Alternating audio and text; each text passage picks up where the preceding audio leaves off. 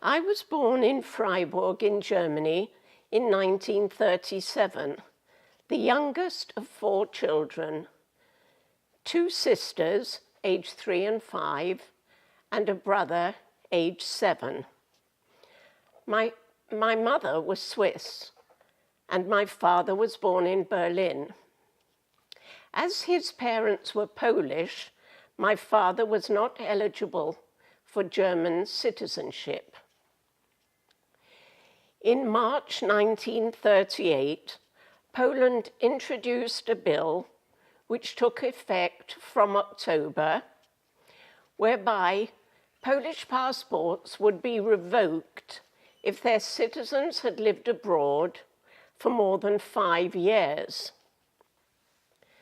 The Nazis realized that they risked being left with 15,000 stateless Jews. To avoid this danger, they rounded up all Polish, Jewish, men, women, and children and sent them by train to the German-Polish border.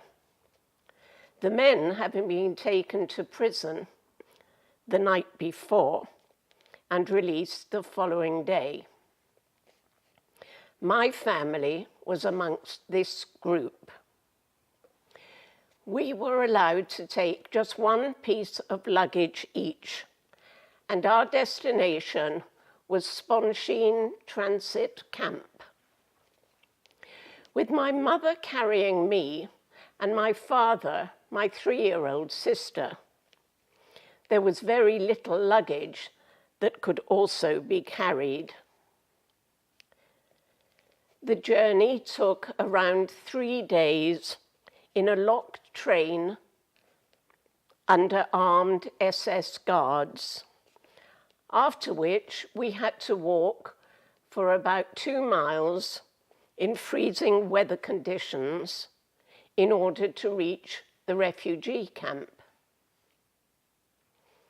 Here, more than 15,000 persons had been rendered stateless overnight, not knowing what their future held. Living conditions were appalling. Shortage of food, risk of typhus, and a number of instances of suicide. Our family were allocated a room in a hayloft together with another family.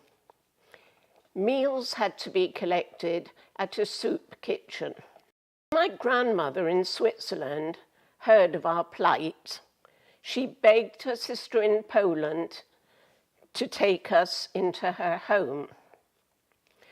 Fortunately for us, she could not help because of her own family's situation. And so we were spared their ultimate fate.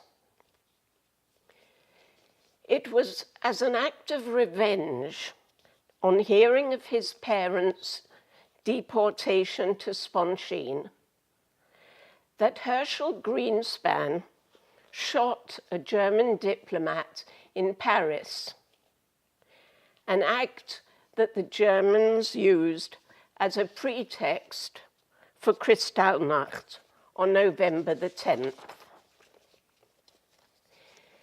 In January 1939, with the situation ever more desperate, my parents were asked if they would agree to send my 3 elder siblings to England with Rabbi Dr. Schoenfeld's group of Kindertransport, as they had just received sponsorship from unknown guarantors. My parents desperately wanted to save their children from their uncertain future, and they gave their permission. My siblings were sent by train to Warsaw, where they remained for a few weeks, were deloused, given fresh clothes and food. In early February, they were put on a train together with other Jewish children and sent to the Polish port of Gdynia. Then we received some amazing news. Someone in England had guaranteed to be responsible for me until I became 18, or until I would be reunited with my parents. Because I was a baby of 20 months, my parents, who had also received sponsorship as domestic servants, received permission to travel to England. So ended 4 months of the horrors of Sponshin. We journeyed to Gdynia by train, not knowing that by some extraordinary coincidence, my brother and sisters were traveling on the same train. It was not until my mother looked up and suddenly saw my 5-year-old sister walking down the corridor, hand in hand with an older girl, that our good fortune became apparent. And so it was that we all crossed to England on an onion boat, the SS Warszawa, on a freezing day in February 1939, arriving at Cotton Wharf to start our new life in England.